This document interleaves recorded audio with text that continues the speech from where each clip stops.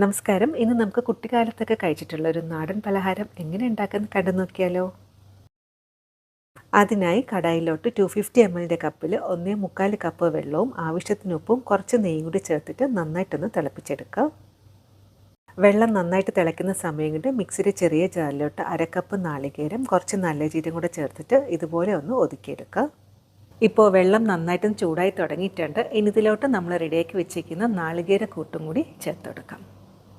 ഇനി ഇത് ചെറുതായിട്ടൊന്ന് മിക്സാക്കിയതിന് ശേഷം നന്നായിട്ടൊന്ന് തിളപ്പിച്ചെടുക്കുക. അതായത് ഇതിൽ ചേർത്ത നാളികേരത്തിൻ്റെയും നല്ല ജീരകത്തിൻ്റെയൊക്കെ ഫ്ലേവർ വെള്ളത്തിൽ നന്നായിട്ടൊന്ന് ഇറങ്ങണം. ഇതുപോലെ വെള്ളം നന്നായിട്ട് തിളച്ചതിന് ശേഷം ഫ്ലെയിം ഒന്ന് സിമ്മിലാക്കുക. ഇനി ഇതിലോട്ട് 1 കപ്പ് പുട്ടുപൊടിയും കൂടി ചേർത്തിട്ട് നന്നായിട്ടൊന്ന് മിക്സാക്കി എടുക്കുക. ഒരുവിധം ഒന്ന് മിക്സാക്കിയതിന് ശേഷം ഫ്ലെയിം ഓഫാക്കുക. ഇനി ഇത് തണുക്കാനായിട്ട് വെയിറ്റ് ചെയ്യാം. ഏറ്റവും തണുത്തതിന് ശേഷം ഇതുപോലെ ചെറിയ ചെറിയ ബോൾസാക്കിയൊന്ന് ഉരുട്ടിയെടുക്കുക. ഇനി ഇതൊരു 10 മുതൽ 12 മിനിറ്റ് ആവിയിലൊന്ന് വേവിച്ചെടുക്കാം. 12 മുതൽ 13 മിനിറ്റ് ആയപ്പോഴത്തേക്ക് നമ്മുടെ പലഹാരം റെഡിയായി കിട്ടിയിട്ടുണ്ട്. ഇതിൻ്റെ മുകളിലോട്ട് വേണമെന്നുണ്ടെങ്കിൽ കുറച്ച് നാളികേരം കൂടി വിതറി കൊടുക്കാം.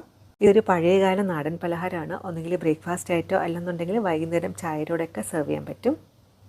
ഇതിൽ മധുരം കൂടെ വേണമെന്നുണ്ടെങ്കിൽ കുറച്ച് പഞ്ചസാരയും കൂടെ ചേർത്തെടുക്കാം. ഇന്നത്തെ റെസിപ്പി എല്ലാവർക്കും ഇഷ്ടപ്പെട്ടാണെന്ന് വിചാരിക്കുന്നു. തീർച്ചയായിട്ടും ട്രൈ ചെയ്ത് നോക്കുക. ഇതുപോലത്തെ നാടൻ റെസിപ്പീസിനായി പേജ് ഫോളോ ചെയ്തുകൊണ്ട് സപ്പോർട്ട് ചെയ്യണേ. താങ്ക്